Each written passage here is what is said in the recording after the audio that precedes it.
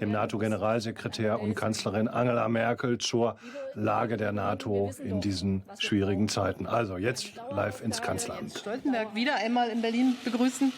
Er wird nicht nur heute hier sein, er war gestern schon da und er wird erfreulicherweise auch bis zum 9. November bleiben, wenn wir die Feierlichkeiten zum 30. Jahrestag des Falls der Mauer haben.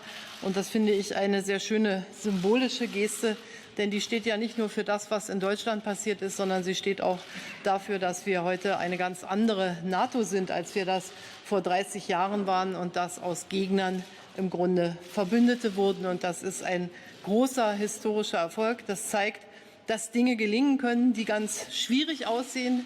Und daran sollten wir uns auch erinnern, dass nicht erst mit unserer Zeit die Probleme auf der Welt begonnen haben, sondern dass es früher auch sehr, sehr große und schwierige Probleme gab. Wir bereiten aber jetzt nicht den 30. Jahrestag des Mauerfalls vor, sondern wir bereiten heute und haben vorbereitet das Treffen zum 70. Jahrestag der NATO, das in London Anfang Dezember stattfinden wird. Und ich will sehr deutlich sagen, die NATO ist und bleibt Eckpfeiler unserer Sicherheit. Es gibt ein deutsches, ein europäisches Interesse an einer starken NATO, und diese transatlantische Partnerschaft muss gepflegt werden, sie muss entwickelt werden, aber sie ist unsere Sicherheit, und das wird auch so bleiben.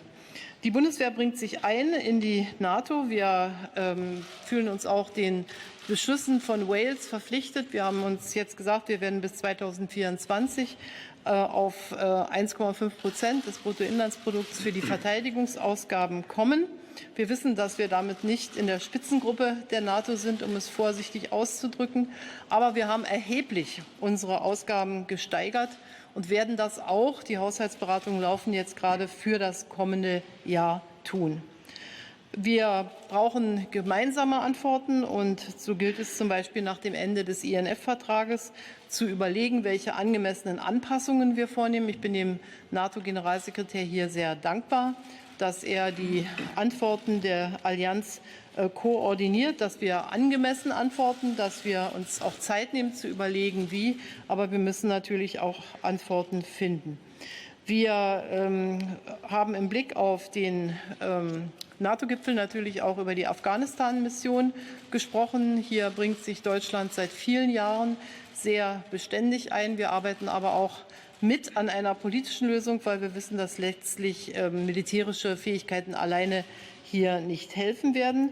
Und ich möchte mich auch bedanken, dass der Generalsekretär bei allen Schwierigkeiten mit dem Mitgliedstaat Türkei wenige Tage nach der Operation in Nordsyrien in die Türkei gefahren ist, die Meinung vieler Mitgliedstaaten der Allianz dort zum Ausdruck gebracht hat, dass wir besorgt sind über das, was dort passiert ist, dass wir auch Zweifel haben an den völkerrechtlichen Grundlagen, aber eben auch gesagt hat, dass die Türkei an anderer Stelle berechtigte Sicherheitsinteressen hat und auch sehr viele Flüchtlinge beherbergt, die aus dem Syrien-Konflikt in die Türkei gekommen sind. Ich denke, dass der Versuch, immer im Gespräch zu bleiben, auch bei Kontroversen, ganz, ganz wichtig ist. Und dafür möchte ich einfach Danke sagen und danke für den Besuch. Und jetzt hast du das Wort, lieber Jens.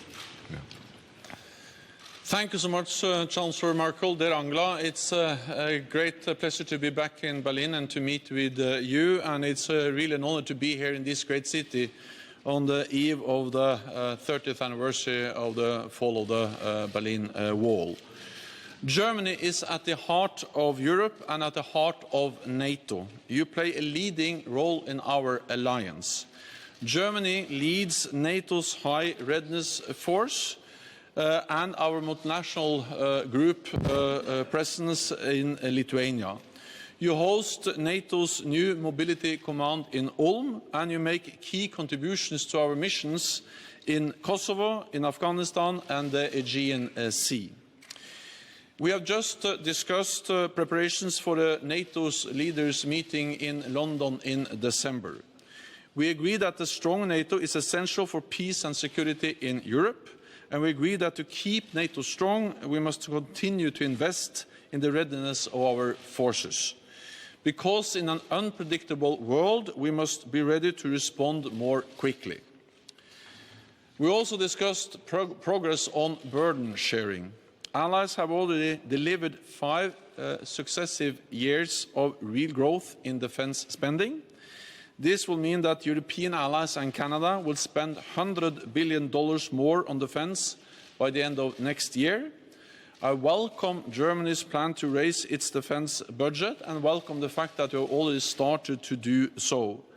I count on Germany to keep up the momentum and stand by its commitments, because this is about investing in our security, preserving peace and preventing conflict. We also discussed the situation in northern Syria. This is a concern for us all, and it is an issue on which allies consult regularly in NATO. It is clear that allies have different views, but we agree that we must not jeopardize the gains we have made together in the fight against our common enemy ISIS.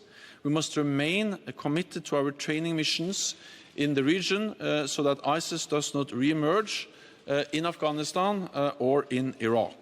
And we must continue to do all that we can to support UN-led efforts to find a political solution to the crisis in Syria. We also discussed the importance of arms control after the demise of the INF Treaty due to Russia's violations. NATO is responding in a coordinated, defensive and measured way. We will maintain credible deterrence and defense, but we will not mirror what Russia is doing. We have no intention of deploying new land-based nuclear missiles in Europe, and NATO remains a strong platform for allies to work together on arms control and disarmament. So, Chancellor Merkel, Angela, thank you again for Germany's strong contribution to our alliance, and thank you for your strong personal commitment to our transatlantic bond. Thank you so much.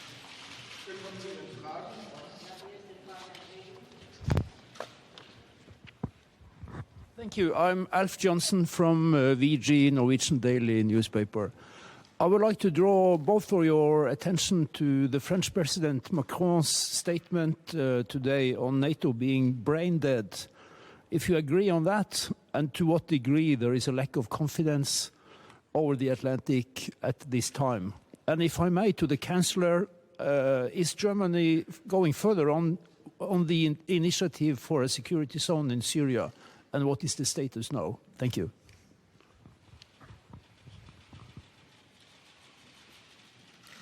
Ja, vielleicht erst einmal zu dem Interview.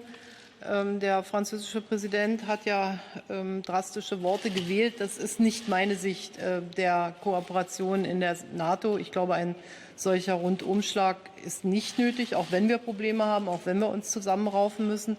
Und aus deutscher Perspektive ist es so, dass die NATO in unserem Interesse ist. Sie ist unser Sicherheitsbündnis. Ich habe selber auch immer wieder gesagt, wir müssen unser Schicksal sicherlich in Europa ein Stück weit mehr selbst in die Hand nehmen. Aber die transatlantische Partnerschaft ist unabdingbar für uns. Und ich finde, dass es auch viele Bereiche gibt, in denen die NATO gut arbeitet, in denen sie ihr Themenspektrum in den letzten Jahren erweitert hat. Ich schätze insbesondere, dass wir heute sehr viel politischer arbeiten als noch vor 10 Jahren. Und das alles sollten wir pflegen, fortentwickeln und da, wo es nicht klappt, vorangehen. Aber wie gesagt, diese Sichtweise entspricht nicht meiner. Und was die Sicherheitszone anbelangt, so hat ja die Verteidigungsministerin das vorgeschlagen. Im Grundsatz finde ich das auch eine gute Idee. Wir müssen nur jetzt die Gegebenheiten sehen. Und wir diskutieren sowohl in der Bundesregierung darüber noch, aber wir müssen ja auch die Umstände sehen. Aus meiner Sicht ist es wichtig, dass das E3-Format, also Großbritannien, Frankreich und Deutschland, auch mit der Türkei über die gesamte Situation sprechen, auch mit dem russischen Präsidenten sprechen und dann die entsprechenden Schlussfolgerungen ziehen. Ein Mandat der Vereinten Nationen bedarf natürlich immer eines Sicherheitsratsbeschlusses, und das muss politisch vorbereitet sein. Und die Gegebenheiten zurzeit sind nach dem Treffen in Sotschi natürlich erst einmal noch andere. Aber die Verteidigungsministerin selbst hat heute von strategischer Geduld gesprochen, und die muss man bei vielen Fragen hier auch aufbringen.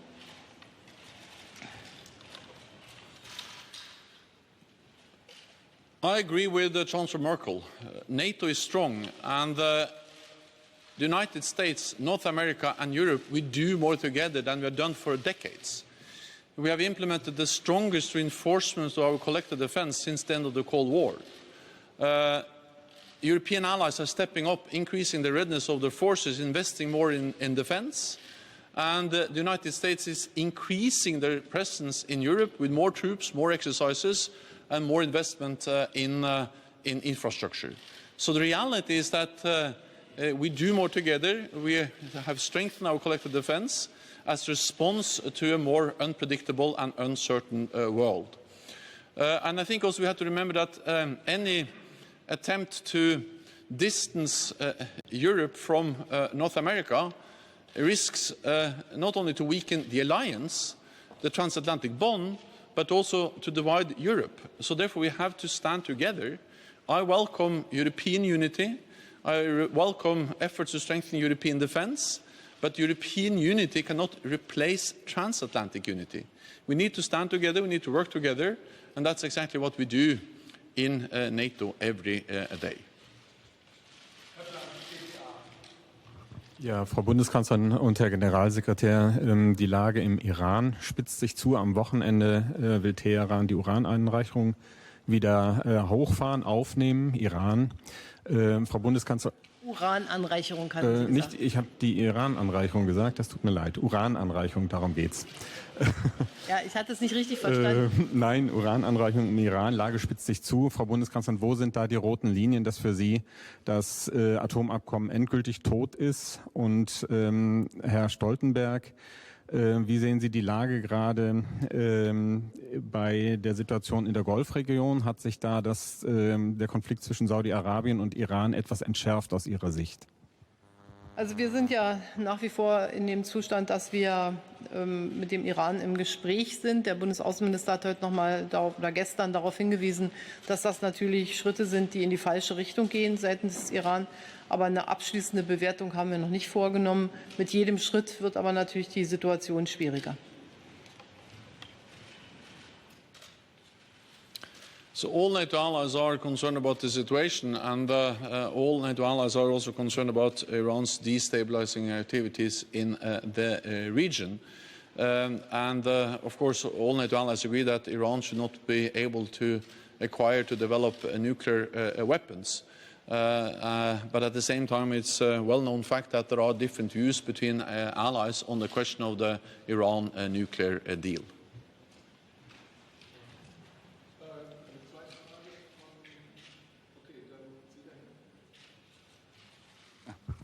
Armash Nervay, kurdischer Journalist. Ich habe eine Frage wegen der Sicherheitszone, ist schon gefragt in Nordsyrien. Der Kind Mohammed Hamid, 13 Jahre alt, ist durch die Angriffe von der türkischen oder NATO-Mitglied angegriffen mit dem Phosphor. Und was sagen Sie dazu, Frau Merkel und der NATO-Generalsekretär?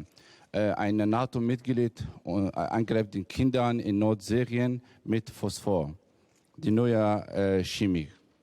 Ja, ich kann den Fall jetzt im Einzelnen nicht bestätigen, aber wir haben immer wieder und ich auch selber in Telefonaten mit dem türkischen Präsidenten darauf hingewiesen, dass alles getan werden muss, um zivile Opfer, ziviles Leid zu verhindern. Das hat es gegeben. Es sind viele Menschen auch auf der Flucht, viele Menschen haben gelitten. Und insofern sind wir darüber im Gespräch und bedauern das natürlich auf das Tiefste.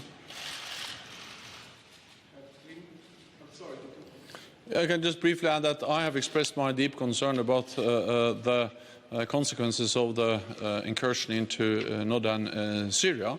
And I have also stated clearly that we must not jeopardize the gains, the progress we have made in the fight against ISIS. And all NATO allies strongly support the efforts to try to find a political solution to the crisis in Syria. Frau Bundeskanzlerin, Herr Generalsekretär, eine Frage an Sie beide.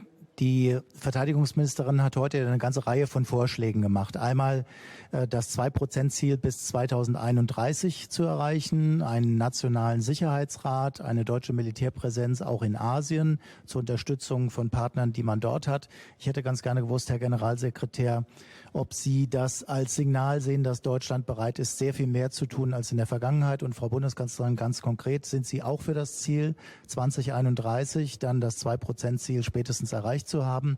Und sind Sie für die Bildung eines nationalen Sicherheitsrates? First of all, I welcome that Germany has started to invest more in defense. And I expect Germany to deliver on the commitments we all have made. The reality is that Germany contributes to the alliance in many different ways. With the leadership of a high readiness force, with troops in our mission in Afghanistan, in Kosovo. You are the lead nation for our maritime presence in the Aegean Sea. And Germany is providing troops and forces to many different NATO missions and operations, and we are welcoming that very much. When it comes to defense spending, let me also add that European allies should invest in defense not to please NATO or the United States. They should invest in defense because it is in their own security interests, because we need ready forces, we need well-trained forces, we need modern equipment. And therefore, I welcome the fact that after years of cutting defense spending, all NATO allies, including Germany, have started to increase investments in defense and have added 100 billion by the end of the next year, $100 billion US. So we are making real progress, and I recognize and welcome that progress. Ja, erstmal will ich sagen, dass die Verteidigungsministerin Annegret Kramp-Karrenbauer heute, glaube ich, eine wirklich wichtige Standortbestimmung gemacht hat über das, was sie vorhat und was sie an Vorstellungen hat. Das fügt sich ein in die Dinge, die ja auch immer wieder gesagt wurden von Bundespräsident Gauck, damals dem Außenminister Steinmeier, auch von mir, dass wir tendenziell mehr Verantwortung übernehmen müssen. Und das haben wir ja auch. Wir haben es innerhalb der NATO getan. Wir haben es jetzt in Afrika getan und dieses auch von ihr erwähnte Engagement in der Sahelzone, das ist wichtig und das wird im Zweifelsfalle noch weiter ausgebaut werden. Ich erinnere an die G7-Initiative zu der Sicherheitsallianz mit den Sahelstaaten. Was das 2%-Ziel anbelangt, so glaube ich, ist das eine realistische Einschätzung. Ich finde es wichtig, dass wir das, was wir in Wales gemeinsam gesagt haben, auch aus einer großen Koalition heraus, dass wir uns in Richtung 2% bewegen, dass das auch unsere Verpflichtung ist. Und ich sage mal, wenn man sich anschaut, was wir seit Wales geschafft haben und schaffen wollen bis 2024, dann ist das ein realistischer, aber auch ambitionierter Vorschlag, das dann 2031 zu erreichen. Was den Nationalen Sicherheitsrat anbelangt, so ist das eine aus meiner Sicht richtige Idee, die wir auch unionsseitig schon vor Jahren einmal erwogen haben. Bis jetzt ist es leider nicht gelungen, sie in den Koalitionsvereinbarungen dann auch wirklich zu verankern. Gut ist, dass es heute schon eine bessere Zusammenarbeit der Ressorts gibt, also den vernetzten Sicherheitsansatz. Aber ein Gremium wie ein Nationaler Sicherheitsrat könnte sicherlich auch helfen, die gemeinsamen Bemühungen noch zu verstärken. Also im Grundsatz, wenn ich jetzt ein Unionsprogramm aufschreiben würde, dann würde ich sagen, ja, es ist eine Struktur aus meistens präsidialen Demokratien. Und stößt deshalb sozusagen in unserer Regierungskonstruktion bei den Koalitionspartnern auf nicht ganz so viel Gegenliebe wie in den Vereinigten Staaten von Amerika zum Beispiel. So, we have a handshake with the flags.